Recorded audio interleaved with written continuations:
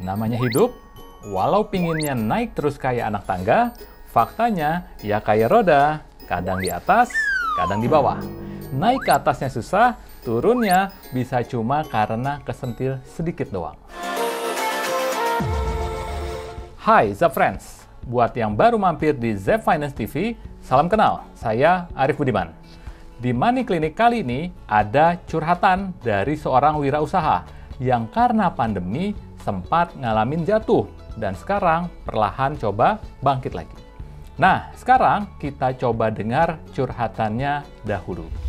Perkenalkan, nama saya Ibu Gayu dari Sragen. Usaha saya sekarang ini fokus di bidang batik. Sebelum ini saya ada 2 usaha, yaitu kuliner sama batik. Waktu itu masih dicampur jadi satu, jadi setiap ada kebutuhan yang mana dulu diambil.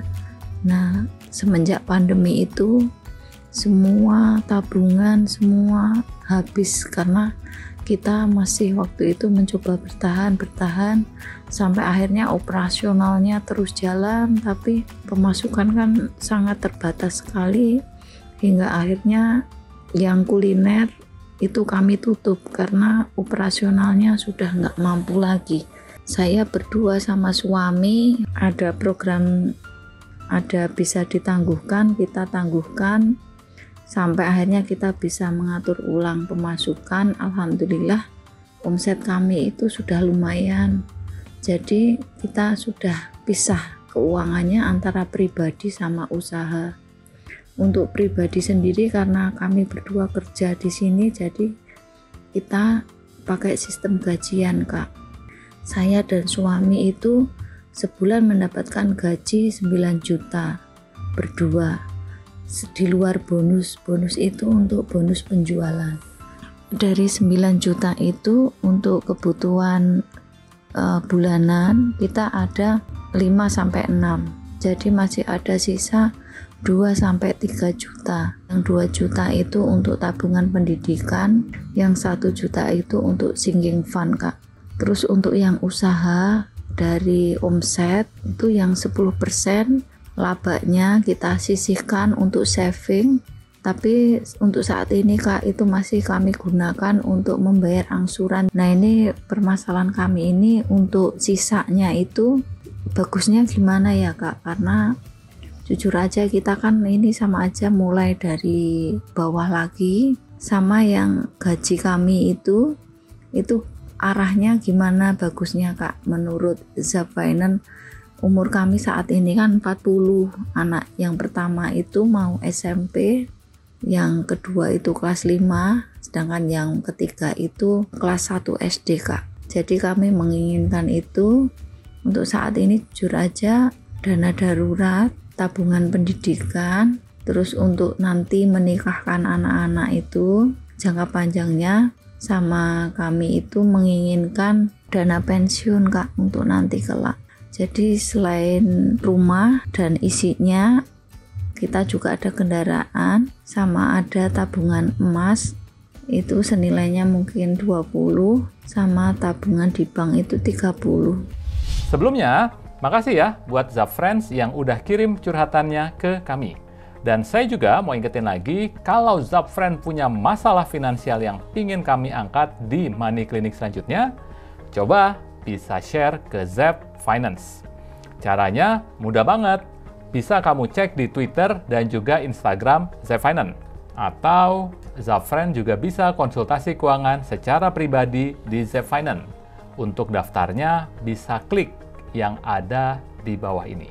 Kembali ke curhatan klien kita yang bernama Bu Gayu, sebetulnya secara keseluruhan kondisi keuangan Bu Gayu dan keluarga saat ini cukup sehat. Selanjutnya, untuk dana darurat.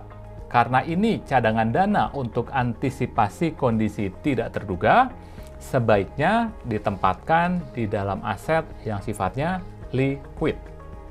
Kebutuhan dana darurat Bu Gayu dan keluarga bisa dihitung adalah sebanyak 12 kali pengeluaran utama bulanan yang sebesar 5 juta. Jadi, total dana darurat yang harus dikumpulkan adalah sebesar 60 juta. Prioritaskan memiliki dana darurat minimal sebesar 3 kali pengeluaran utama atau sebesar 15 juta. Setelah dana darurat minimal tercapai, kekurangannya dengan menyisihkan minimal 5% dari penghasilan bulanan. Bisa paralel untuk investasi yang digunakan untuk mencapai tujuan lain. Tempatkan minimal 3 kali pengeluaran di rekening tabungan terpisah. Selebihnya bisa di reksadana pasar uang atau di logam mulia. Nah, karena Bu Gayu dan suami ini seorang wirausaha, maka perlu disiplin memisahkan keuangan pribadi dan juga keuangan usaha. Supaya keduanya dapat berkembang dengan optimal, kondisi saat ini sebetulnya sudah baik, di mana anggaran keluarga dialokasikan dari penghasilan minimal yang diterima secara pribadi. Nah, mudahnya gunakan alokasi simple, yaitu memisahkan 50% untuk living alias biaya hidup, 30% untuk saving, yaitu menabung dan investasi untuk dana darurat dan juga mencapai tujuan lain. Dan sisanya 20% untuk playing, di mana termasuk belanja, liburan, dan kesenangan lainnya. Nah, pas dapat penghasilan lebih, bisa dialokasikan untuk apa? Menambah yang namanya post saving. Post saving ini bisa dialokasikan untuk mencapai 3 tujuan keuangan secara bersamaan. Contoh, untuk dana darurat, dana pendidikan, dan juga dana pensiun. Buat rekening terpisah untuk masing-masing tujuan, biar membantu kita juga dalam apa? Memonitor dan juga mengevaluasi.